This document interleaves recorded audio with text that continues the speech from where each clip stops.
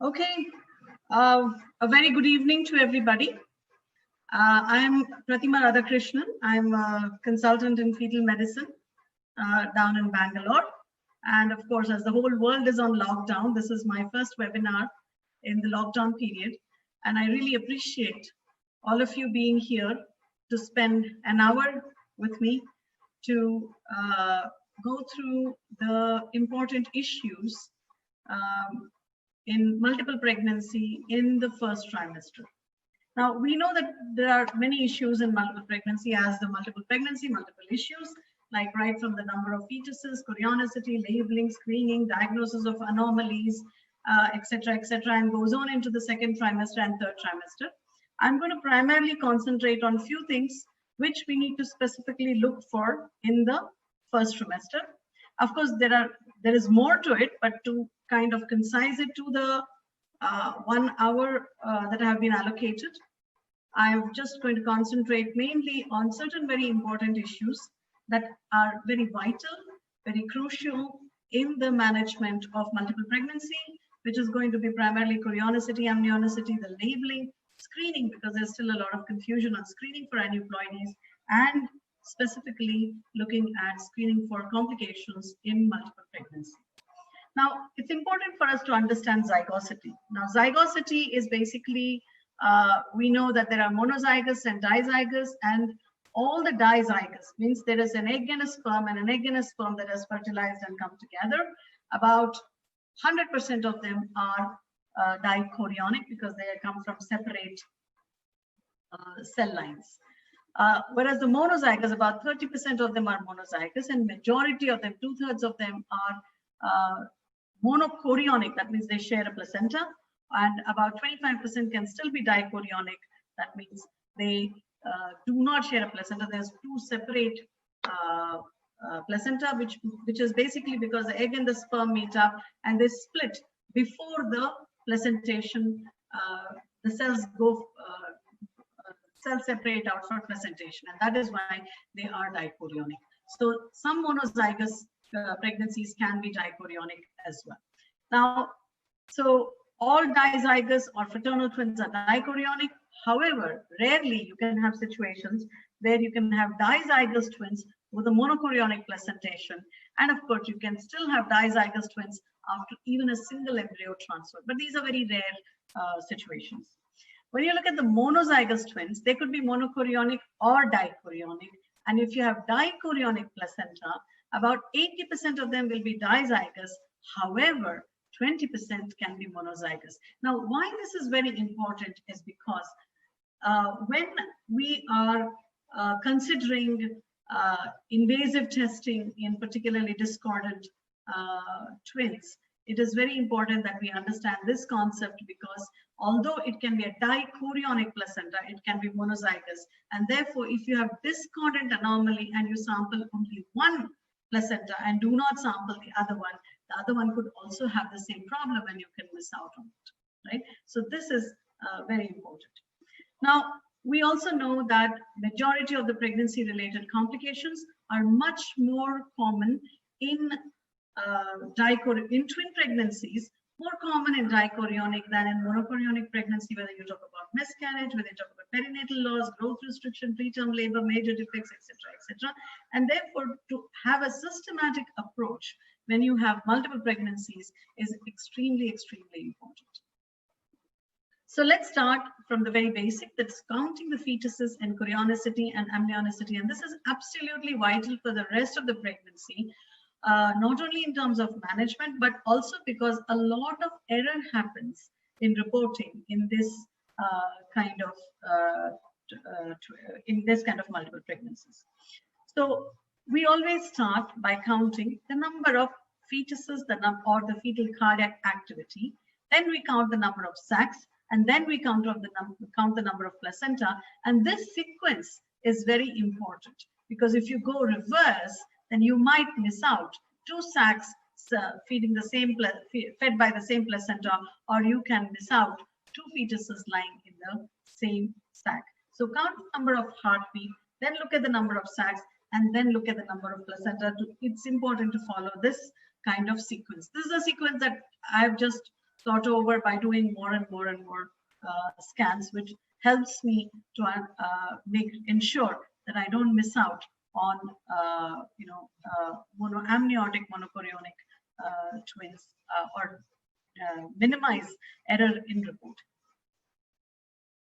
Now, diagnosis of multiple pregnancy, when it's in an early pregnancy and you see very clearly all those sacs, it's pretty easy, and you can make out that there are 1, 2, 3, 4 sacs, all separated, well separated by a thick layer of placenta in the middle. And this is, of course, early pregnancy. And when it is less than 10 weeks, you get a panoramic view of the uterus. Now, again, when I say the view of the uterus, I also like to emphasize that when you're looking at the uterus in the early pregnancy, always important to get a panoramic view of the uterus so that you don't zoom in at that point of time and go from down to up, left to right to count all the number of sacs and fetus. And of course, turn your probe perpendicular to each other, perpendicular in direction also, and ensure that you cover the entire number. And it's very important to spend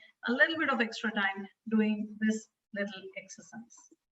Now, coming to slightly later on, now, if you actually notice this video, I'm trying to elicit the chorionicity and the amnionicity. Please. Okay, it's playing. All right. So you can see that there are 2 fetuses, but we're not able to see clearly whether there is any intervening membrane. Right. So you can see 2 heartbeats very nicely, 2 fetuses. They're very close to each other. So the confusion is whether this is a monoamniotic or whether it is a mono or a diamniotic. Sorry. So we know that it's a monochorionic because you can see one bit, and then you move on to the transvaginal scan, and you can very clearly see 2 sacs there. So it is a diamniotic, and you can see 2 clear-cut yolk sacs there as well. So this is the same fetus at 7 weeks and 6 days. So you can see the amniotic sacs. Now, this is not a very uncommon mistake where you report as a monoamniotic in the early pregnancy, and then it turns out that it is actually a diamniotic twin pregnancy. Right? So transabdominal and transvaginal in the early pregnancy is very important because they're complementary to each other. Now, coming to diagnosis of chorionicity, in the first trimester, the 11 to 13 plus 6 weeks scan, you can either see 2 separate fused, 2 separate or sometimes fused placentae. You do see the twin peak sign, which is basically nothing but the extension of the chorionic leaf through the membranes of the, and this is a 4-layered membrane through the membranes of the amniotic and the chorionic sacs. That is about a very high sensitivity in the first trimester and a very high specificity as well. Now, in contrast to the single placenta, which has got the insertion in the form of a T sign, which is also very high sensitivity and specificity in the first trimester to confirm that it's a monochorionic twin pregnancy. Now, diagnosis of chorionicity, less than 20 weeks, you count the number of gestational sacs. If there are 2 sacs and the dichorionic, and 2 separate, you're seeing them completely separate with intervening uterine septum and sometimes even the uterine area and even the chorionic leaf in between, which is much thicker in the first 10 weeks of the pregnancy. And of course, you count the fetal heart rate in each sac. Over 10 weeks, you count the number of placenta. You have 2 placenta, it's dichorionic, and of course, if there are 3, 4, it goes on like that. And if it is 1, it could either be a dichorionic or a monochorionic. So therefore, you need to elicit the lambda sign. And of course, it is present. If it is present, it's very likely that it is a dichorionic sign, dichorionic pregnancy. But please remember that after 16 weeks, almost certainly after 20-24 weeks, the dichorionic, the lambda sign can be very difficult to demonstrate. And therefore, you may, if the placenta is fused, you may, and of course, if they are concordant gender, then you may not be able to distinguish whether it is a monochorionic and dichorionic. In such cases, you monitor them as a dichorionic. You monitor them as a monochorionic pregnancy. The surveillance will be like that of a monochorionic. So Number of placental masses. Fetal sexing can be quite difficult in the first trimester. Look at the presence and thickness of the intertwined membrane. Usually it's the 4-layered, which is the dichorionic, and the 2-layered is the monochorionic. However, again, the thickness of the membrane can be quite difficult to measure, and you don't know exactly where to measure it. But the presence of the twin peak sign is a very good, reliable sign. If you see 2 discrete placental masses with discordant gender, then almost certainly it's a dichorionic pregnancy. So the T sign, the lambda sign, the number of placentae has got a very high accuracy, specificity, and sensitivity. If it's a lambda sign, it's a dichorionic. If the lambda sign is absent, it's a monochorionic twin pregnancy. And all these have got very high reliability provided you elicit it correctly. Okay, so let's see this video. Assessment of chorions. Here you clearly see that there's an anterior placenta and there's a posterior placenta. So there is no doubt that it's a 2 placentae and it's a dichorionic. And you can clearly see that it's being separated. It's separated. There is a separating space there, and that this placenta is not fused. Okay. Now coming to the next one, this is the lambda sign that I already told you. It is less prominent after 20 weeks and starts disappearing after 24 weeks. And then coming to this video, you can see that there's a lambda sign which we need to elicit, and we need to look for it. Sometimes it can be quite hard. The placenta appears thick, the placenta is fused, the 2 placenta are fused. So if you just follow this membrane right up to the base where it is, you follow this membrane and see where it is attached to the base of the membrane. Okay, just one minute, just lead into the video. Yeah, okay, there you see nicely the chorionic leaf is entering the entering between the membranes, and you know for sure that this is the lambda sign, right? So sometimes it can be difficult to elicit the lambda sign, so you've got to be patient and go into the placental the insertion of the membrane into the placenta and elicit it there. Okay. Now, in this video, you can see there is a single placenta. You can see 2 babies lying across a membrane, and you track the membrane onto the placenta, and then you see that it is attached as just as a T sign. So that is a T junction of the membrane and the placenta. Now, just to show you a comparison. Now, this is a placenta here, placenta there. So it is a dichorionic. So there are 2 placenta, but you see there are 1, 2, and 3 fetuses here, but you locate the membrane there. So this is a dichorionic, and you've got 1 sac here, 1 sac here, and 1 sac here. So this is a triamniotic. So it's a dichorionic, triamniotic triplet pregnancy where you've got 3 viable babies there, and there is a monochorionic pair which has got which is sharing that single placenta anteriorly. So if you have more number of babies, it's again very important to diagnose them correctly. Now there are of course certain pitfalls in assessing the chorioamnionicity. It is not necessary. It's not absolutely necessary that all babies with the same sex, all pregnancies with the same sex will always be monochorionic. You can have heterokaryotypia, just like how you can have different chromosomes, because this is because of the different genomic printing that can happen. Rare, but yes, it is possible. All separate placental masses need not necessarily be dichorionic. Some of them can be monochorionic also.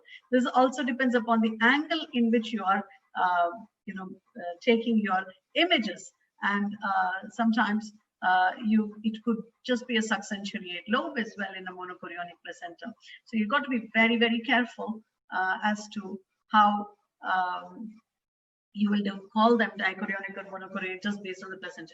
One useful tip would be to look at the cord insertion in the placenta and track it down to the baby. So if you have 2 separate cord insertions leading to 2 separate babies, that may help you to understand that. But because it's very rare to have a cord insertion coming from the subsensuate lobe.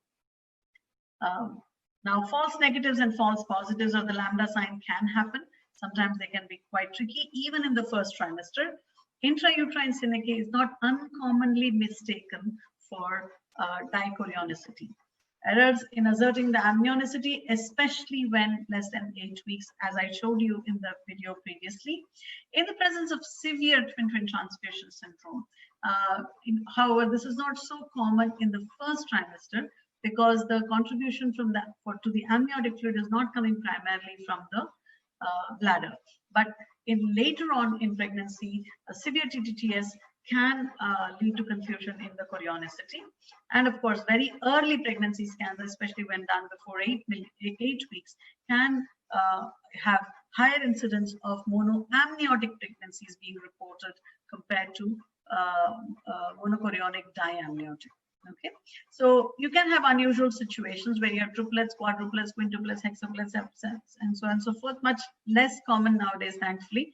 And of course, you need to look out for a monochorionic pair in every single one of them. Okay, right now this is simple, straightforward. You can see 3 fetuses there, 3 separate placenta. This is one placenta, second placenta, and the third placenta out there. So it's a trichorionic triplet pregnancy. So pretty straightforward. Now coming to the next image, which is also a, if I can get, yeah, okay. So this is another trichorionic triplet, and you can see 1, 2, 3. There's a placenta there, there's a placenta there, and thick membranes, and you can see lambda. You would need to, there is a lambda there, and then there's a lambda out there as well, just slightly out of the image.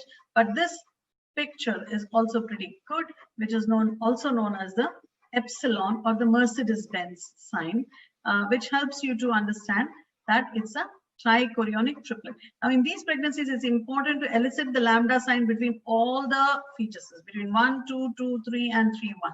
All the 3 fetuses, it's important to elicit the sign. Then only you will know that it's a trichorionic triplet pregnancy. Okay, now moving on, here, this is the image that you have already seen. So you see a placenta there, you see a placenta there, you see a membrane there, a very thin membrane. So this is a dichorionic 2 placenta and a triamniotic, that is a 3-sac triplet pregnancy. Okay, so that's a triplet pregnancy.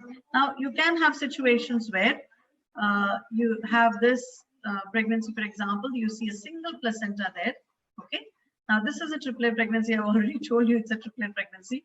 You can see 1 baby, you can see 2 baby, and you can see a 3 baby there. Now what about the membrane? Now it's very important to zoom in the membrane. And a good clinical help is to just increase your gain, because the membrane between the between 2 babies can be very thin, and therefore it may not be very well visible, right? So if you actually increase your gain, the membrane becomes more obvious. Again, very important to elicit the presence of membrane between each of the 2 sets. Each of the 2 sets of the baby. So between 1, 2, 2, 3, and 3 and 1, you need to elicit. So you can see a membrane here, and you can see a membrane there. So this is a monochorionic triamniotic triplet pregnancy. Now, similarly, in quadrichorionic, you can see 4, you can see 4 placenta, and you can see 4 amniotic sacs, of course, and 4 placenta and quadruplet. All 4 are viable. I'm not going to go into too much detail of that, but that's something that you need to look out for. And of course, in each of the sacs, as I already mentioned, you need to look out for monochorionic pairs. Now look at this one. There is a placenta there, and then there is a placenta there. And then you can see 2 babies out there, right? 1, 2, there's 1 here. So this membrane is nice and thick between this and this set. 1, 2, and then we go slightly there. Oh my God, there's a 3rd one as well. So here you have a monochorionic triplet. It's a dichorionic quadriamniotic with a monochorionic triplet. So these situations do happen, very unusual, but it is very, very important to look out at monochorionic pairs and monochorionic, well, as a triplet also, as I showed you recently. So in every multiple pregnancy, it's very important to diagnose this early on, because the earlier, the first trimester is your golden opportunity to make sure that you don't miss out on these, because later on it can become more challenging and more difficult.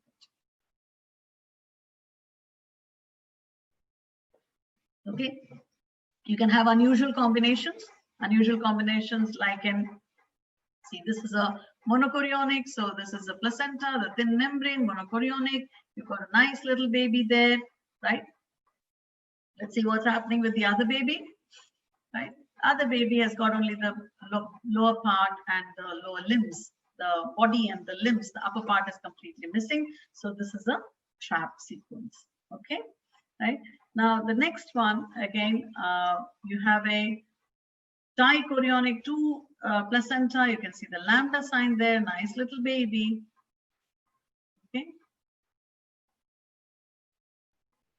And you have 2 babies on that side which are sharing the anterior placenta, and clearly you do not see a membrane between the two. I've increased the gain to try and see if I can locate the membrane, and I don't locate the membrane at all. So this has got a monochorionic, monoamniotic pair, right? So coming to the next one, again, you have a nice thick membrane there. So it's a dichorionic. You've got a placenta there, you've got a placenta there, right? Now let's see what's happening to this baby. This baby was referred to us for reduction, dichorionic diamniotic twin pregnancy for reduction. And this head looked unusual. We went down and there's a heartbeat. There's a heartbeat there. But it looks very unusual, this chest. And you can see ribs there, ribs there, ribs there, ribs there. So it's anybody's guess that this is one with the conjoint pair, right? So there's a spine there, and then the moment you come down, you see both the limbs facing each other widely. So they were fused, the head and the upper body, and from the abdomen they were separated out. So this is one with the conjoint pair, okay? Now another combination that you might get, it's again a twin pregnancy with one viable, and then you've got this molar type of appearance of the placenta. So this is a dichorionic diamniotic twin with molar pregnancy, and you've got a clear-cut placenta on the other side, which is really healthy looking. This is the healthy looking placenta, and that is the unhealthy looking placenta, which has got no fetus as well. So it's a complete twin. So coming to next important aspect of twins is the labeling in the first trimester. Now, you know, what we have been taught is the lower baby is a twin 1, upper baby is a twin 2. Now, we must remember that this is not an unusual thing to happen, where one baby is in the lower next to the cervix.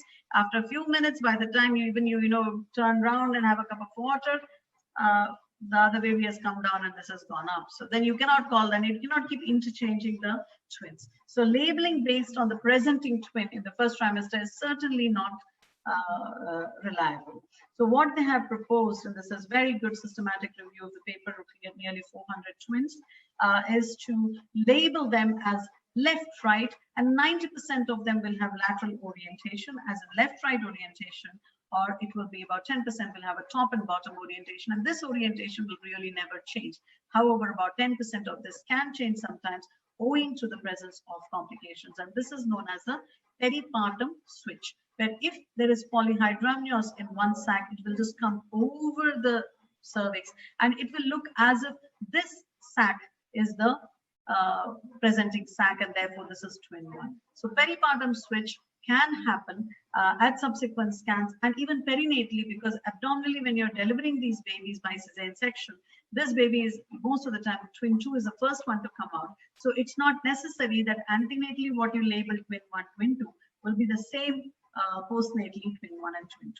And of course, if there are more than 2 babies, you need to label them going anti-clockwise from the cervix and up to the fundus, go anti-clockwise.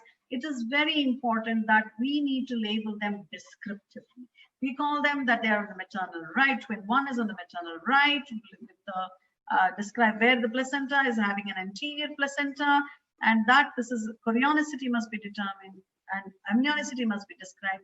And of course, if there are any anomalies present in the baby, the one with the acrania is twin 2, like that, or the triplet 2 and triplet 3 are the monochorionic pair, or triplet 2 and triplet 3 are the monochorionic monoamniotic pair. So you need to be descriptive in your report about the labeling, and you need to spend a good amount of time to make sure that this is entered correctly.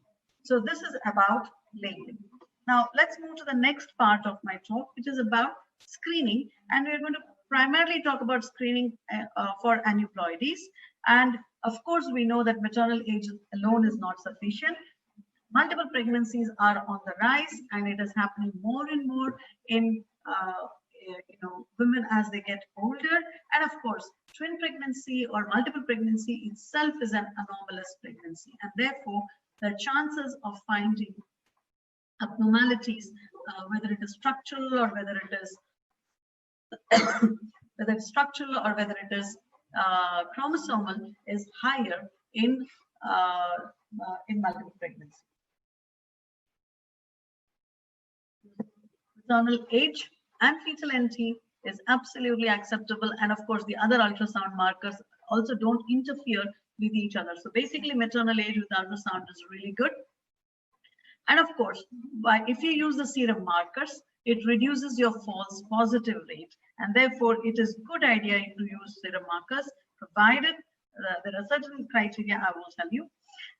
Integrated screening with first doing the NT and the first and the second trimester. You don't do the second trimester serum screening alone. You have to combine it with the first trimester serum, with the first trimester combined test. And of course, very importantly,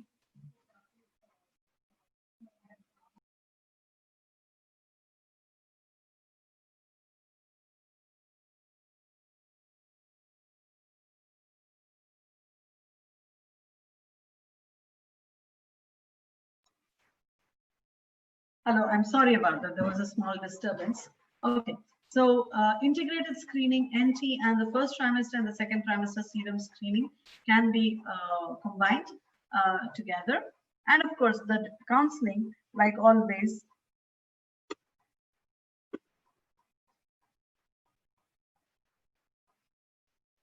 okay, the counseling should always be non-directive, especially when invasive testing is required. And of course, we will talk a little bit about cell-free DNA as well, because there's some new data that has come in the last couple of years, which is looked into cell-free DNA screening in twin pregnancy. Now, when we combine the first trimester markers along with the serum markers in twins, we definitely have a detection rate which is better than maternal age alone, not as good as in singletons. In dichorionics, it's a detection rate about over 70% has been reported, 80% in monochorionic with a false positive of 5 to 7%. So in the first trimester, the ultrasound with serum screening, if they are concordant, that means you have got normal NT in both of them. So primarily, remember, you're adding the serum screening to reduce your false positives. If there are discordant markers, right, then it can become challenging. So it usually is not recommended if there are discordant markers, because the serum screening may actually increase your false negatives also in those kind of situations. That means the screening looks positive, normal, but the baby is born with one Downs and one normal. So if there are discordant markers or discordant anomalies, it's always better to avoid any form of serum screening. And primarily, as I already mentioned, the improvement is to decrease your false positives. Now, what happens when you have discordancy in the first trimester markers? Of course, you can have discordancy in the CRL, both in monochorionic and dichorionic twins. It doesn't mean that the babies were conceived at different times. Of course, the conception happened at the same time, but the growth rate has been different. Of course, this can be in dichorionic scenario. It can be because of aneuploidies also, or it can be very, very early onset growth restriction, which is also a marker for aneuploidies. In monochorionic, what has been postulated that whether it could be a marker for early onset twin-twin transfusion or early onset fetal growth restriction, etc. So we will look into that a little bit later again as well. So you can have discordancy in the first trimester markers. Again, looking at the nuchal translucency, you can have discordant aneuploidies in the dichorionic twins, whereas the same thing in the monochorionic twins could be a marker for other complications of monochorionicity, i.e. TTTS primarily. And again, as I mentioned, we will look into it. Okay. So there's a discrepancy in NT. Now coming to maternal cell-free DNA, I'm sorry, it should be cell-free DNA, not double F, single F. It basically, we must remember that miscarriages, the most common cause of miscarriages, or even for that matter, vanishing twin, is aneuploidies, right? Now, and with the cell-free DNA, you're actually checking for aneuploidies, right? Now, if you have, and the remains of the cell-free DNA from the dead fetus in a otherwise viable pregnancy, continuing pregnancy, till how long is not known, right? Of course, in a singleton pregnancy, as soon as the delivery happens, it's supposed to have disappeared from the maternal blood within half an hour to 1 hour. But in this scenario where one baby is dead, but one baby is alive, we really don't know how long that cell-free DNA will continue to circulate in the maternal blood. And therefore, if you have a confirmed non-viable fetus, this could interfere with your cell-free DNA, and even worse, can give you a false positive result, because if that has got an aneuploidy and then you're going to do an amnio for the otherwise normal baby, you may actually be doing unnecessary invasive test there. So it's best to avoid a cell-free DNA testing, because it adds to the confusion. Now, looking at cell-free DNA, the more recent paper 2019 from Kypros' group, which looked into 1,160 twin pregnancies, where about 2% aneuploidies, because I told you aneuploidies are slightly more common in twin pregnancies. Of course, aneuploidies in dichorionic and little less in monochorionic. There were no false positives, and most of the time it was only one baby that was affected. Trisomy 21 continues to remain the commonest even in twin pregnancy. The fetal fraction can be much lower in these pregnancies. Therefore, you need to have a good amount of fetal fraction to have a reliable result. And they did say that NIPT does perform well in twins. Now, of course, the data in twins is limited. Again, as I mentioned, if there is discordant twins, discordant markers, it is best to avoid, because you really don't know which one is doing which, and the serum markers, or even for that matter, the fetal fraction from one twin can mask the serum markers of twin or the fetal fraction from the other sac, which can then lead to false negative diagnosis, which can be quite troublesome after the baby is born. Now, if they are concordant, then it is reasonably acceptable. And of course, in discordancy, if at all it is being done, if it is screen negative, it is very reassuring that unlikely the baby has a problem, either of the babies has a problem. However, if they're screen positive, then you don't know which one is which, and therefore you need to do a double amnio. So cell-free DNA can be performed in twin pregnancies. Now, what about higher order, screening in higher order? Now, screening in higher order, we're talking about triplets and above. It's best to avoid serum screening and just stick to your first trimester and second trimester scans. Whether they're demised or reduced, especially if they're going to go through a reduction, or if one baby has demised in a triplet pregnancy, better to avoid serum screening. And of course, that includes the cell-free DNA testing as well, because currently there is no evidence to suggest that these would be acceptable. Now, coming to invasive testing, I've just got a couple of slides on invasive testing. Monochorionic, of course, you need to sample one or preferably both ends of the placenta. Why? Because I told you that monochorionic, some dizygous also can have, you can have heterokaryotypia also in monochorionic twin pregnancy. That means they've got different chromosomes, or even genetic for that matter. So even in monochorionic, especially if there's discordance, it's always better to sample them both. In a dichorionic, again, of course, you need to sample them both. And even if you have discordant anomalies where one baby looks completely normal and the other does not look normal, it is better to sample both, because you don't know whether phenotypically the normal baby is presenting as normal. Secondly, about 20% of dichorionic can be monozygotic, and therefore you need to sample both both sides. Of course, the cost goes up, but this is very important to discuss with the patient and try to be reasonable with them and the laboratory as well.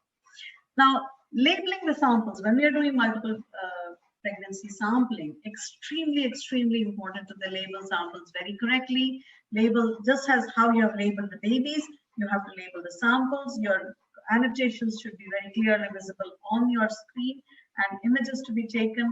Draw the diagrams if required, and again, coordination with the laboratory is very important, because we need to understand, and you have certain markers,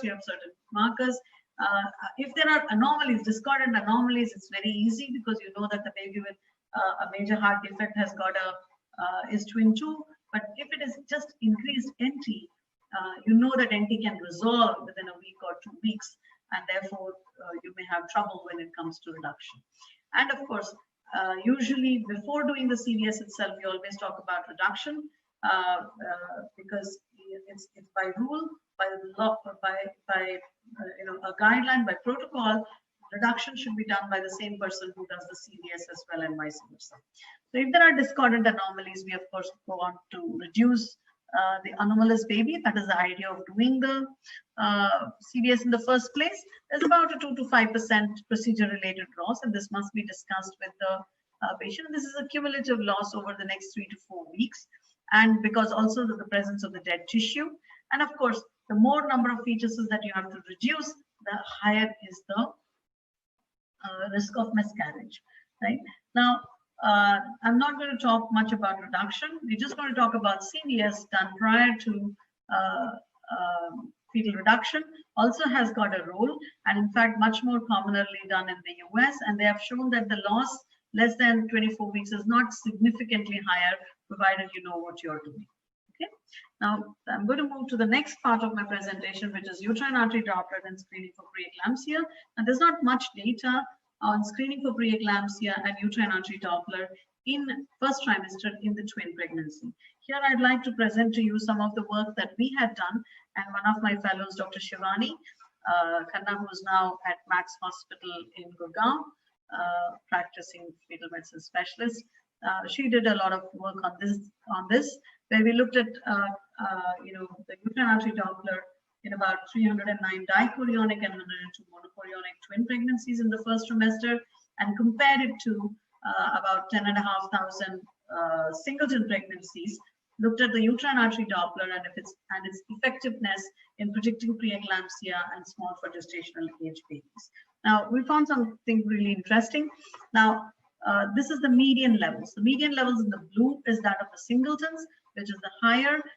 All twins, the median levels goes down.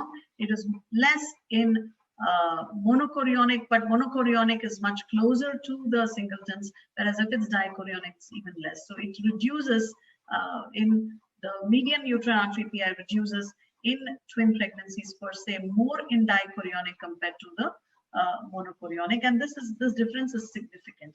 Now, when we looked at prediction for preeclampsia and fetal growth restriction, you can see the values for singleton pregnancies there for preeclampsia and SGA, whereas for twins, all twins, it went down, and again much more for dichorionic and monochorionic. And this difference in the uterine artery PI in twin pregnancies is very important when you're predicting, when you're using, when you're screening for preeclampsia and SGA.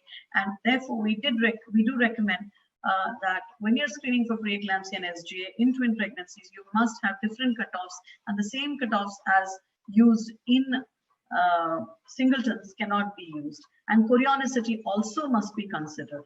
Of course, this is still relatively small numbers, and this was a retrospective study. This needs to be prospectively evaluated for those of you enthusiasts who would like to look into this aspect. This is a very, very good project to do, right? So that's that in terms of screening for preeclampsia and SGA. But anyway, the surveillance in twin pregnancy is much more than singleton pregnancies, both for the mother and for the fetus. So the chances of us detecting preeclampsia and SGA is much higher in twin pregnancy by default because of the management of these pregnancies. And finally, let's look at screening for monochorionic complications in the first trimester.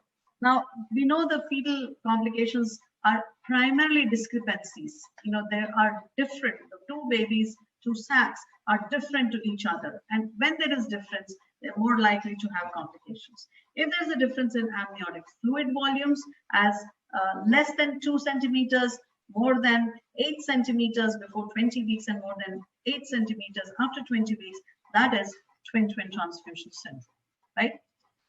Now, if there is a 20 to 25%, the still jury's out, discrepancy in the fetal weights, estimated fetal weights, then that is selective fetal growth restriction. And this, of course, is further categorized based on the Doppler findings. If you have positive Doppler findings, the end-diastolic flow is positive, then it is a type 1, type 2, where there is absent end-diastole, and type 3, where there is cycling between absent, reversed, and positive. Of course, you can have discrepancy in congenital anomalies and twin anemia polycythemia syndrome. And we know about 1/3 of these pregnancies will develop some form of complication, some or the other, and about half of them will require some sort of a treatment. Now, people have looked into isolated markers as CRL, they've looked into the NT, they've looked at the ductus venosus Doppler. However, they are looked at it as isolated markers, which has got a lower sensitivity with reasonable specificity. I say reasonable specificity is because if it's not there, if there is no discrepancy, then the chances of finding a problem is much less. But if there is a discrepancy, it does not necessarily mean that majority of them will have a problem. So there is a, there is a sensitivity is not so high. Now, what we did was we looked retrospectively, and we looked at a combination of markers and looked at the importance of the fetal abdominal circumference, particularly in the first trimester, for predicting complications specific to monochorionic twin. And a lot of work of this work was done by Saket and Satyajit Chauhan, who are now fetal medicine specialists at Kolhapur, and Satyajit is way up in Guwahati, and they did a lot of work on this paper. So the aim of the study was to look at the discordant CRL, discordant nuptial translucency, and discordant abdominal circumference. And just to maintain a uniformity, we just took 10% for each one of them to see. We did compare 10% and 15%, but we thought 10% was better, and of course, easy to remember. We looked at them in isolation and in combination, and we chose the 3 most important complications of monochorionic. We looked at development of twin-twin transfusion syndrome, development of selective FGR, and single or double IUFT. Now, these are the results. We looked at 121 monochorionic twin pregnancy in whom we had the complete first trimester, the follow-up in the second trimester, third trimester, and finally the outcome, and in whom we were absolutely certain that they did develop a complication or they did not develop a complication. About 30%, like how expected, compared to a lot of the international literature, 30% did develop complications, and about 60% of them were before 20 weeks. Now, the 3 most important complications, commonest was twin-twin transfusion syndrome, which affected nearly 20%, SFGR little over 10%, and single or double IUFT nearly 10%. Right? So these were the incidence of the complications. Now, when we looked at the number of markers, we looked at the number of markers, 0 markers, 1 marker, 2 markers, 3 markers. There were about 37 fetuses with no markers at all, and only about 16% developed complications, out of which 1/3 were in the first half of the pregnancy, less than 20 weeks. There are 60 pregnancies. There were at least 1 marker, one of the 3 markers that we were looking for, either discordant CRL, discordant NT, or discordant abdominal circumference. About 20% of them had complications, and nearly half of them were less than 20 weeks. When the 2 markers were present in 24 fetuses, 70% developed complications, and nearly 75%, majority of them were before 20 weeks. And of course, when there were 3 markers, there were 7 pregnancies, and all of them developed complications. About 80% of them developed before 20 weeks. So what this tells us that as the number of markers increases, the higher is the risk of developing a complication. Not only is higher the risk of complication, it is likely to develop before 20 weeks. However, in the absence of markers, it's not as high as 30%, but it is reduced to half, that about 1 in 6 would develop a complication. Now, whether this is going to change the management of multiple pregnancy, we don't know as yet. We'll have to validate these things in bigger studies in multiple centers, which will then help us to assess these pregnancies better. Okay, or predict the complications better. Now, when we compared the three markers, now we had only 4 fetuses with discordant CRL, and none of them developed complications. There were 39 twins where there were 39 sets of twins where there was discordant NT of more than 10%. About 20% developed complications, half of them below 20 weeks. And in the AC, about 23%, again similar, very similar, half of them developed complications. So we found that discordant AC was actually more predictive, and I'll tell you why in a bit, because the numbers are smaller, and discordant NT and discordant CRL. Now what we did, we combined the markers. We combined CRL with NT, CRL with AC, and then NT with AC. And what we found was very interesting, that when we combined the discordant CRL with discordant NT, we had only 5 fetuses, and only 4% developed complications. And that is basically only 2 of these 5 developed an antenatal complication, and only 1, the numbers are very small, and 1 of the 2 developed it before 20 weeks. Whereas discordant CRL, discordant AC, they were about 2 fetuses only, the smaller numbers. However, there were 10 fetuses which had both discordant NT and discordant AC, and 80% of them, developed complications. 1 second.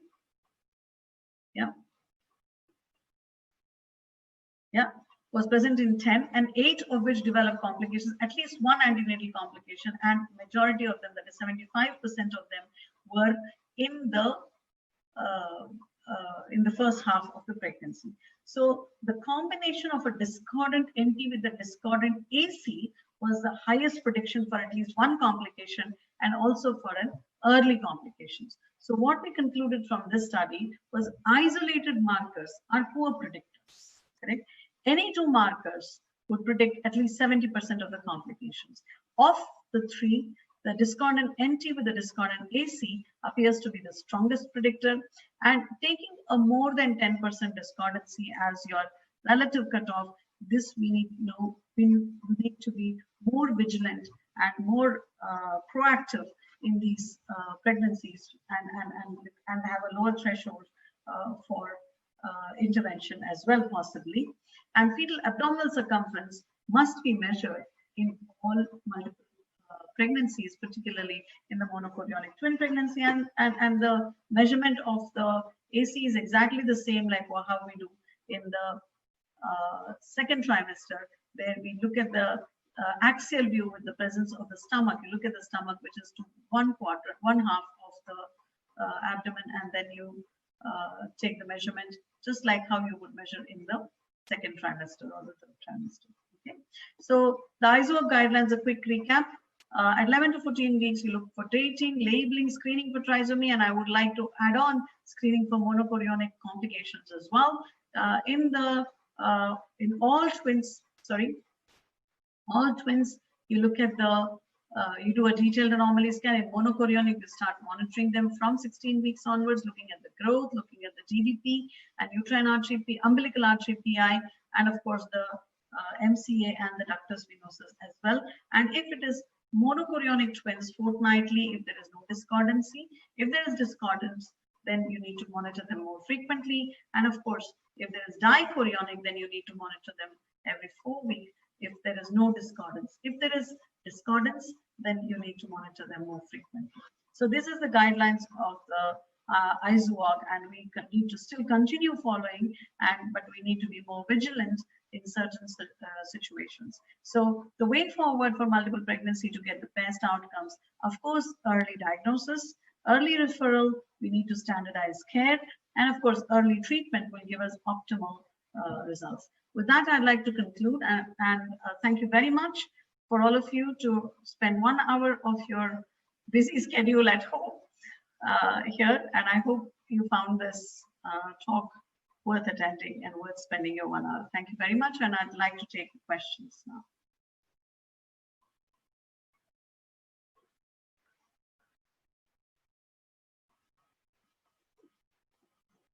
Okay, so I will take questions now.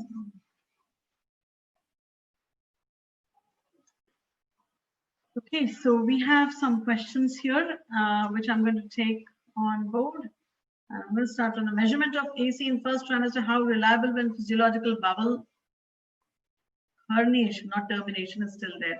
No, it's you do it in the first trimester because the physiological herniation is already gone by that time.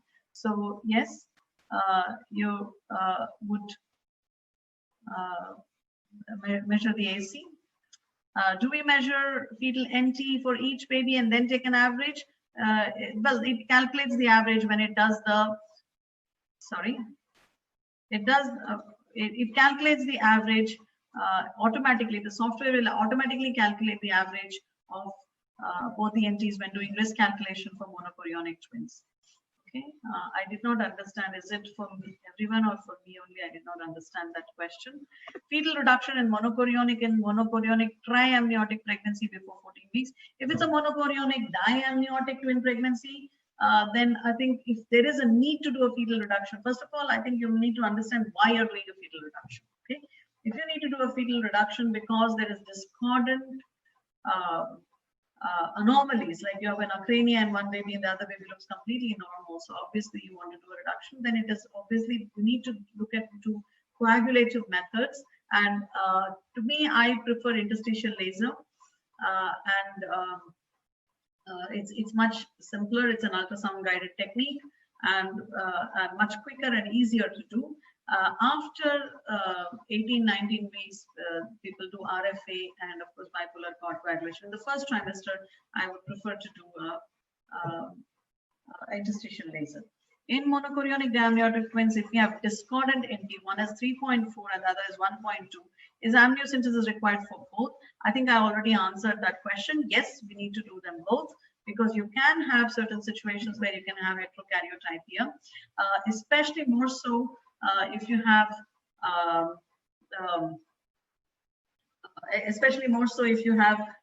hydrops and cystic hygroma in one baby and the other baby normal. There have been situations where sex chromosomal aneuploidies are more likely to be discordant in monochorionic.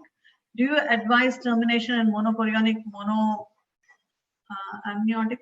No, I don't advise termination. Termination is a personal choice of the parents. Let them do it. Will I share the slides? Why do you want to share the slides? I will share the paper with you.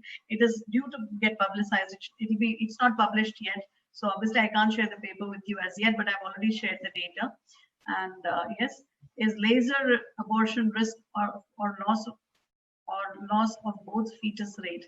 Of course, using laser has a higher risk of fetal loss, but to be honest, with interstitial laser, our losses have been pretty much the same as the others. In fact, our results of interstitial laser, particularly in TRAP, we have published as well, and has been pretty good. So if you're very careful and you know how to do your reductions properly, I don't think it's anything significantly higher, right? The technique is very important.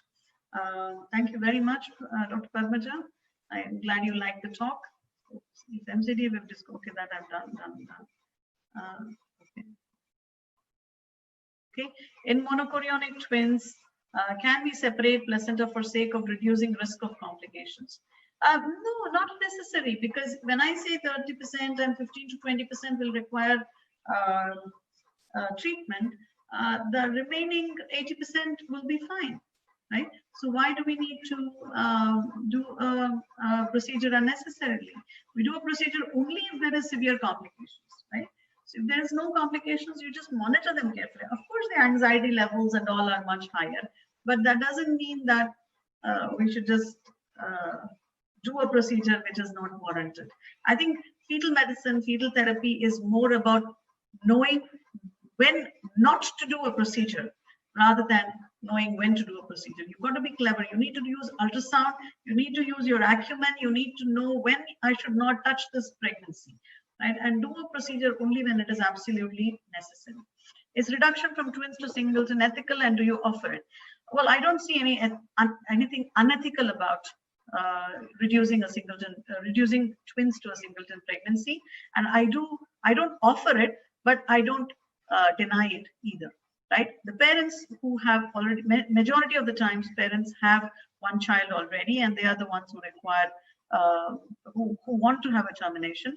Secondly, if I were given a choice that I'm going to terminate the entire pregnancy versus I will reduce it to singleton, then I would rather save one baby, even if I can't save both of them. Thirdly, very importantly, we know that twin pregnancies, how much ever we are managing twin pregnancies with good neonatal outcomes, we still know inherently twin pregnancies are more complicated than singleton pregnancies. So there is a 10% risk of preterm delivery. There is a long-term morbidity, mortality, looking after the twins. So the problems associated with twins are not any less compared to singleton pregnancy. So to me, I think it is completely reasonable if the parents want to reduce a twin pregnancy because they want to reduce the number of complications, even in a primary for that matter.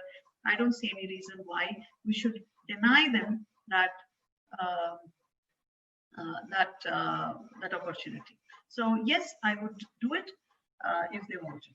Serum screening in dichorionic twins with one twin having acrania, CRL, don't do it. If the baby's got acrania, go ahead and just do the reduction of the baby with acrania. So don't do serum screening. Why do you need to do serum screening? You've already made the diagnosis of acrania on ultrasound. Your ultrasound is so much better than serum screening. Serum screening was in the 1970s for neural tube defects. Today, it's only situations where you don't have good ultrasound. If you have good ultrasound, the spina bifida, acranias, all these things, neural tube defects, pretty much you can detect on the scan. So use your scan cleverly. Okay, thank you very much for all the compliments. I'm glad you liked it. Okay, I've taken that as termination with latecomers. Yeah, I've done that. Do we measure fetal NT for each baby and then take? Yes, I've already done that. How? Oops. No, the questions are being added. Should I go from last and then come before? Okay. It's probably easier. Like to know what are the most important scans that must be done in the first trimester. I would like to know what are the most important scans that must be done in the first trimester. Well, a first trimester scan is a very comprehensive scan. Okay, now you not only need to look at you do the chorionicity, amnionicity, labeling of the baby as well, and the labeling must be followed into the subsequent scans as well. And also importantly, the fetal anomaly must, both the babies, all the babies, not both the babies, sorry, twins are more common. All the babies must be checked for their presence of any anomalies, presence of any markers. You do your uterine, you do your cervical length. So it's exactly all the things that you do in your singleton pregnancy, you must be doing in the first trimester, and actually more as well now, because you need to look at the discrepancies and calculate the discrepancies. So twin pregnancy scans are specialized scans, and we must adhere to the guidelines. There's no falling short of it. Okay. Now, how is the thickness related to chorionicity? Thickness of what? I did not understand the question.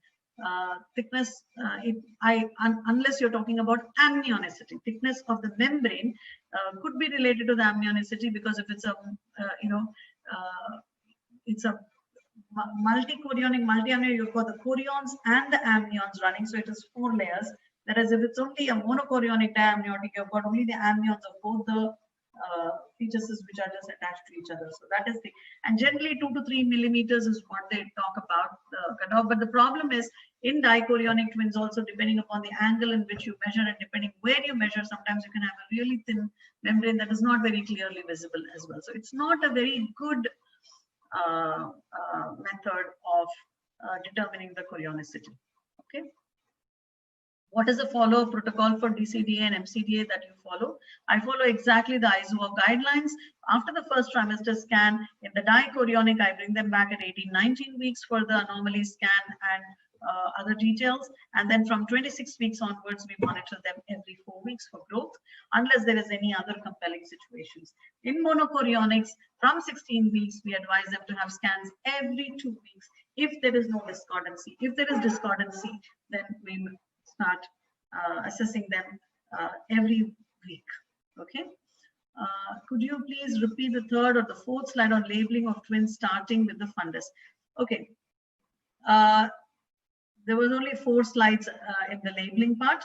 So if there are more than 2 fetuses from the symphysis pubis, you go anti-clockwise. Okay, you call them 1, 2, 3, 4. As you're going, you call them placenta. Baby 1 has got an anterior placenta to the left. Baby 2 has got a posterior placenta. Baby 3 has got an anterior placenta coming almost towards the fundus, and baby 4 is on the maternal right, which has got a right lateral placenta. So that's how you would go describing the whole pregnancy. So that's how you would go. So you describe the laterality, you describe the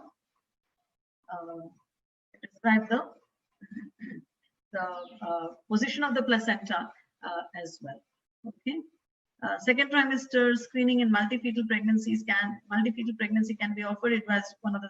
So second trimester screening, only ultrasound. If you're thinking about serum screening, it should not be offered in isolation. If it is combined with your scan, then yes, but must remember serum screening as it is has got only a 75% even in a singleton sensitivity, even in a singleton pregnancy. So in a twin pregnancy, it would be much lower than that. So probably 50%, 40-50%. So your ultrasound does much better. Okay. How much difference in CRL and NT is considered to label discordant? So in our study, we took as 10% to consider it as discordant, and that really worked well for us. So, but many of the studies has looked into 20% and as well. Fetal reduction in MCTA before 14 weeks of already. Is it okay? I've done that. Okay, I've done that. Okay, is MCTA, we have discordant NT, I've done that. Laser, I've done that. Okay. Okay. Thank you. Serum screening in DCDA with one twin having acronia, I've already done that. Thank you very much. How do you decide fetal reduction in triplets? Good question. Right. Fetal reduction in triplets. It's again whenever not only triplets, quadruplets, for any of that, any for that matter. It's very important before you do a reduction to scan all the babies head to toe, and this is what takes the longest time. You need to scan each and every fetus head to toe completely and write down everything. So this takes almost 1 hour, 2 hours, 3 hours, how much ever, but make sure that you see the whole baby. And then you've done your labeling of the babies. These are the 2 most important steps before doing any fetal reduction, whether it is triplets or quadruplets or quintuplets, whatever it is. Now, why this is important? Because when you do a reduction, right, you have to be certain that you have reduced the most abnormal baby. Now, if you have any marker, if you have any abnormality in any of the baby, then the choice is very obvious. You will reduce that baby. However, if all the 3 babies look normal, then I go for whichever is the easiest for me, because all my reductions I do only abdominally. So majority of the times it's either the top baby 2, 3 or 3, 4 or 4, 5, 3. The top babies which end up being reduced. Now with this, there's actually one more paper that we have written as well. We have actually reduced dramatically the number of fetal abnormalities that have been detected later on in reduced multiple pregnancies. Although we always quote that there's a 1 to 2% chance that something can be detected later on in pregnancy, because we know by the nature of the first trimester scan, not all abnormalities can be detected in the first trimester. Of course, occasionally we may find something in the second or sometimes even in the third trimester, but that is not very uncommon if you follow this protocol where you do reduction in the first trimester after the NT scan, have done, or the first trimester scan, then a complete detailed survey, including the screening for neural tube defects, screening for cardiac defects, because now there are newer markers, screening for looking at the maxillary gap, screening for clefts. So with all these newer markers, you can bring it down even further to much less. Okay. If dichorionic triamniotic pregnancy, fetal want to reduce one fetus, which one would say? I actually persuade them. I persuade them not to reduce a singleton. And almost always I've had parents who will come back to me. I give them a day or two to think about it as well if they're already 12, 13 weeks. However, I usually like to see all my reductions or the ones who are going to undergo reduction around 8-9 weeks to counsel them about the possibilities. Where we also give them the option of continuing as triplets or quadruplets, and some of them actually, rarely, but they do that. So I tell them that, look, if there is a very high probability that if I reduce one of the monochorionic twins, there is a 50% chance. In fact, there is a paper by Kibros as well. There is a 50% chance you might lose out the other baby as well. And then when that one baby which is looking normal, you have to reduce. There's a lot of guilt feeling. To me, that is very unethical to actually reduce the normal baby in a monochorionic twins, particularly when we are doing so many treatments for monochorionic twin pregnancy. I think we have to spend that extra time, extra energy, extra counseling skills to convince the parents. And this is one place where I really do my best to convince the parents to reduce the monochorionic, and to my, satisfaction, everybody comes back saying, yes, please reduce the monochorionic twins, monochorionic pair. Okay, so there was one, I think I lost something there. Okay, what is the first, what are the first trimester ultrasound markers for aneuploidy? That's the same thing, whatever we've seen this first trimester: increase nuchal translucency, nasal bone, tricuspid, ductus venosus, Doppler, all of them are markers. Okay, now, would you offer delivery in SIUGR type 2 at 24 to 26 weeks with estimated fetal weight of 500 grams? Now, this is a very, why would I offer delivery? Because I know the babies are not going to make it anyway at 24, 26 weeks. So I would not offer delivery at, with that kind of estimated weight.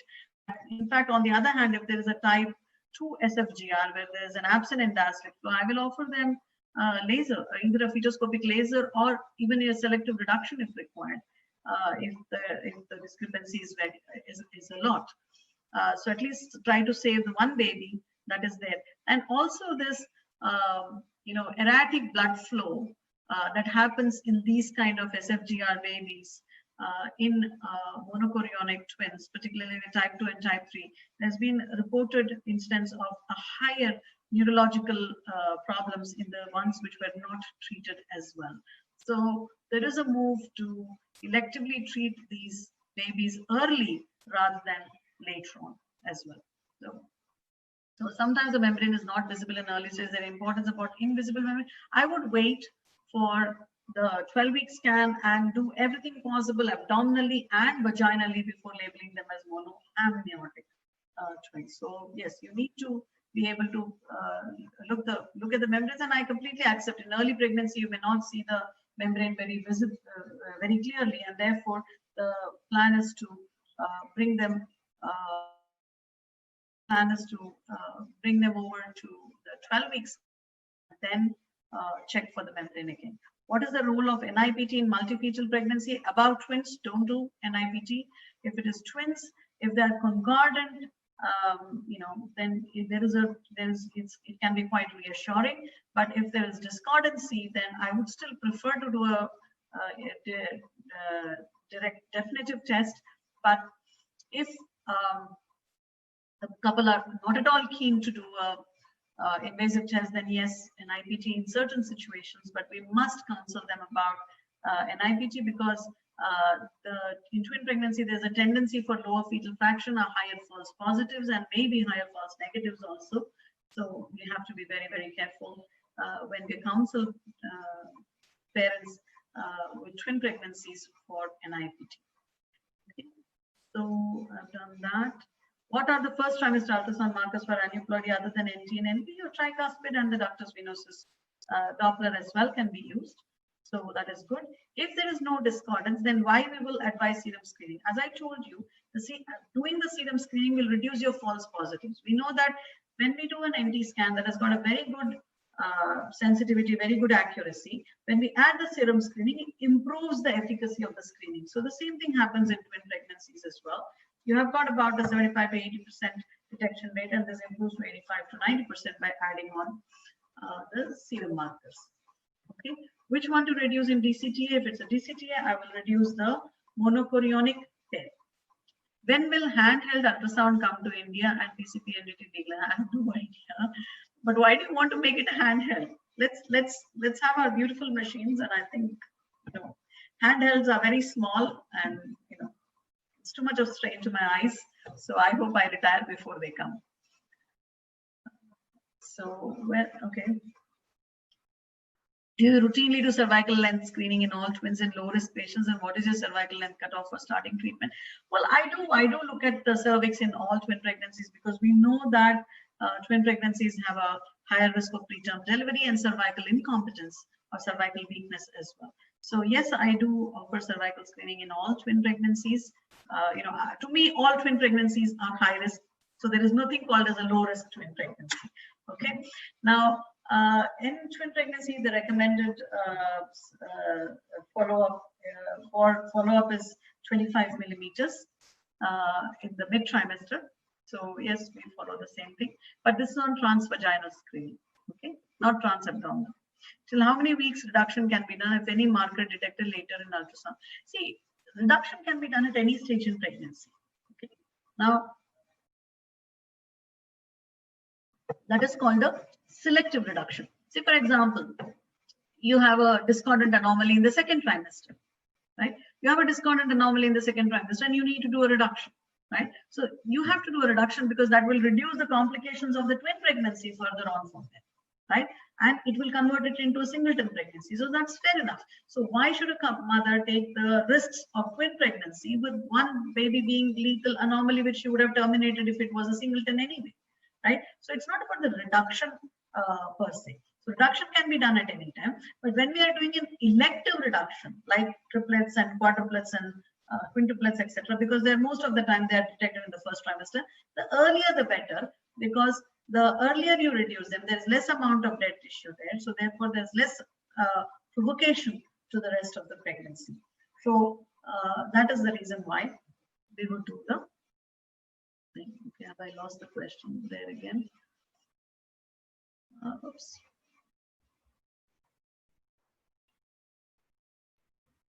What is the importance of Doppler in triplets or more?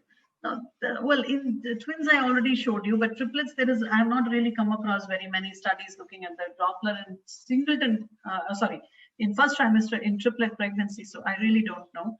I presume you're talking about uterine artery Doppler there. Which one to reduce Avancer, handheld Avancer? Do you changes how many weeks reduction can be done? Arabic pessary or vaginal progesterone has shown to help benefit to some extent, Arabic pessary to some extent, but at the moment I think the jury is still out as far as prevention of preterm delivery in twin pregnancies and multiple pregnancies is considered. Okay. So really, you are reducing quadruplets to twins in same sitting or after 1 week? No, I prefer to reduce quadruplets to twins in the same sitting. In fact, I try to minimize the number of procedures I do. So it's in the same sitting I do, even if I have to reduce from quintuplets to twins. I mean, I don't remember ever in 15 years that I have done 2 sittings for a reduction, unless there has been a discordancy that has been detected later on, which also is not coming to my mind. But I do all the reductions in the same sitting. But yes, sometimes I have had to do 2 separate insertions where I've decided that I want to reduce 5, 3, and 5 fetuses, 5, 4, and 2, and then I want to keep 3 and 1, right? So in that situation, I've had to use 2 different insertions to reduce 2 in one shot and 1 in a separate shot. But I do that all in the same sitting. I don't like to bring them back again and again. And miscarriage risk is not significantly increased that way. But I try to minimize the number of visits to the clinic, even otherwise, even without the corona, I had already reduced the number of visits. Okay. Discordancy in triplets, yes, you can have discordancy in triplets as well. So of course, if you have discordancy in triplets, CRL is small, you go for the smallest baby, and sometimes it can be the lowermost one. But yeah, you reduce the most abnormal or most deviation from normal looking baby. In DCDA twins, would you offer reduction after Doppler abnormalities like AEDF or REDF in one? Well, in DCDA twin pregnancy, if there are Doppler abnormalities, right, the chances of fetal demise is anyway high, right? So why do I need to intervene again? I don't really need to intervene. If you've got a selective growth restricted baby in a dichorionic twin pregnancy, I would just counsel the couple, say that the chance of that baby dying is significantly high, and just do nothing.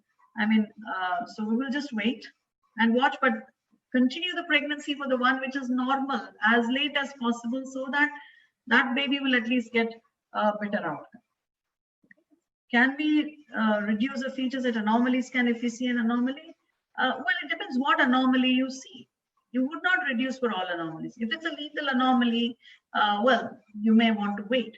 But if it's an anomaly like a crania, which has not been detected in the first trimester, or maybe she did not have a first trimester, and you are, or even a duodenal atresia for that matter, you're expecting complications in the later part of the second trimester or early third trimester, where there's likely to develop polyhydramnios and compromise the pregnancy. In those situations, I will do a reduction even in the second trimester. But I minimize the number of reductions that I do between 18 to 28 weeks, primarily because if we do the reduction after 28 weeks, even if she goes into labor and delivers, the other baby has got a better chance for survival.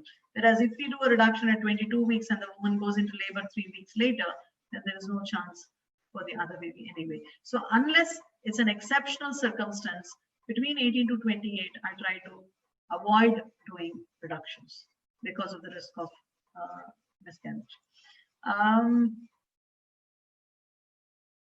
15% discordancy. Okay, sorry, one more. Okay, if there is a 15% discordancy in T, but within the normal range, what are your recommendations? Well, discordancy, if your risk for chromosomal abnormalities has come back as low risk, then I would not do anything other than monitor them very closely. And again, as I said, discordance in NT alone doesn't have a very high sensitivity to predict complications. But irrespective, in a monochorionic, I'll bring them back at 16 weeks. If it's a dichorionic, I'll bring them back at 18 weeks. Kriti Singh, you want to know about my fellowship programs? You're most welcome. But I think not in this session, please. We will talk about it later. But we have some online courses and our fellowship, FUP on-site and online are going to start. So you can, start looking up to them. Thank you very much. Thank you very much. And thanks. With precautions at your ultrasound center for COVID-19, few practical low economy condition. Are you wrapping the probe in sterilized gloves? Are you putting PPE? No, I'm not wearing PPE. In the sense, I'm not wearing the full-blown PPE for two reasons. One is I don't think I need it yet. Secondly, I don't want to take away somebody else's PPE because we know in our country we are short of PPE as of now, right? So I fumigate my room every time I have a clinic. I've reduced my clinic about 2 to 3 times. 3 times, maybe we will increase it to 4 times a week. And I see only about 15 patients in 2 rooms and only primarily consultant led. But now we're going to have our fellows coming back, some of them coming back at least. So and spaced out appointments. We are working longer hours. We are seeing lesser patients, so longer hours. And I try to finish everything possible for that patient in that one sitting without having to do repeats and things like that. We do not allow anybody else other than the pregnant mother. Of course, pregnant mother has to come in. We don't allow attendants into the room anymore. I'm a bit disappointed with that with myself, but then at this moment of time, we have no choice. And right from the reception, I've kept one set of chairs. So all in front of the reception desk. So the patients cannot come close to the receptionist at all. Everybody, of course, wears masks, wears gloves, there's sterilium everywhere. I don't allow the patients or the attenders to touch the door. Only one person or 2 people, gloved people will be opening and closing the doors. So what else do we do? gloves all the time, and I wash my hands over the gloves itself. In fact, the well-fitting gloves are very good. And I don't like to wear full sleeves because I'm afraid that I might cross-infect patients. So if I touch the patient, I can feel the mother's skin very quickly on my bare skin. So I can actually go and wash my hands much better. At the moment, I've got my glasses on, and I wash my glasses every hour. I've got my mask, I've got double mask, my N95 with the respirator, and then we have got a cloth mask, completely head covered, and of course, no metals at all. In fact, today for the webinar, I had to put on my earrings, otherwise, no metals anywhere, not even my finger ring, not my Mangalsutra, nothing at all. So all metals are out because it stays for longer in metal. So what else? We fumigate our rooms after every clinic, and cleaning each time the surfaces are cleaned with sterilium. I tell patients to go and wash their hands. I save the sterilium for the surfaces and the mobiles. And if I have to see a patient in the counseling room, and if you have to do a procedure, I just allocate that room to that patient. That's all. They just sit in there till the procedure is done, and then they go out straight. So these are the few things that precautions I'm taking. And of course, all my staff, I'm arranging vehicles. In fact, I only go and pick them up. I don't want them to come in the public transport. Being very specific where the staff, and in fact, I keep banging onto the staff as well that they should not go out, they should not step out, they should not interact with other people, and take all precautions. So yes, these are the few precautions that I'm taking to ensure that we can continue working without the whole setup being quarantined. That's good. So that's that. Are there any laws about reduction like MTP? No, there are no laws for fetal reduction as of now, because you're not terminating the pregnancy, you're only reducing the fetus. In your practice, do most twins achieve normal delivery, or do they choose to have elective cesarean section? Fortunately, I don't do deliveries. I just do only the scans. But I know by default, majority of the twins end up with cesarean sections. Although there are some very motivated consultants who do attempt a normal delivery, or of course, the woman lands up in labor herself, she is very likely. Serious in triplets if one placenta are not accessible per abdomen. Really, Manjusha, I've not come across that situation yet. I do a bit of exercise in the sense that I make her fill the bladder, empty the bladder. If it is too filled, and I try various positions to see if I can get the placenta. Now, this applies for singleton, twins, triplets as well. Is there a maximum gestational age cutoff for fetal reduction? Well, don't let them deliver. That's it. Otherwise, there is no gestational age cutoff per se. Is there okay? If one twin has isolated absence of DV, would this be an indication for karyotyping? Well, that's a different question altogether. Isolated absence of ductus venosus. If it is associated with increased DT, then the incidence of chromosomal abnormalities is higher.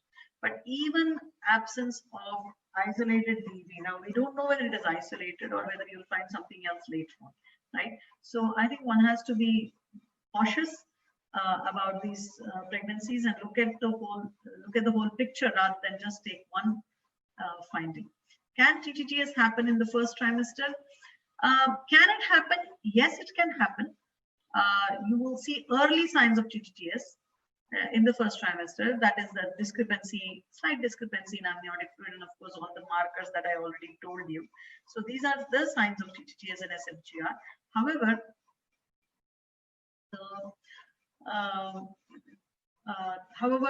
the treatment really starts from 16 weeks onwards. So there is not a lot in terms of treatment that we can do in the first trimester.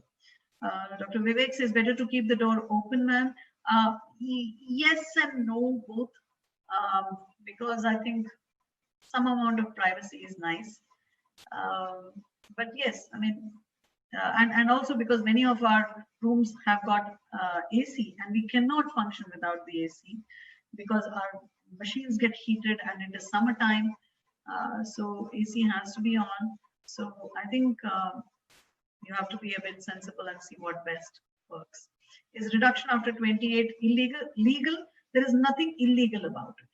Okay, so I think yes, you can do reductions later on in pregnancy as well, because there is no law to stop you from doing it as of now, because you're not terminating the pregnancy. You're only reducing the fetus to improve the outcome for the pregnancy. Yeah, and you're doing it for maternal indications, for the pregnancy indications as well. So I think that's the last question I have. Do I have any unanswered question? I don't think so. I've come from the back, the first page. I think we're clearly overshot our time by over half an hour almost. So let me know, organizers.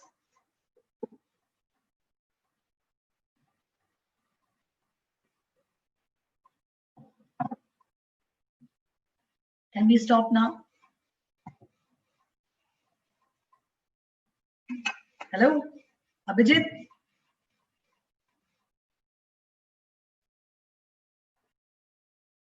Yeah, ma'am. It's over. Okay. Okay. All right. Okay. Thank you very much. And all of you have a very safe COVID days, I would say. And spend a lot of time doing things that you really love. Don't be studying all the time. I don't. I do other things also. I enjoy doing other things. And of course, you're banged with webinars after webinars. Yes, of course, improve your knowledge.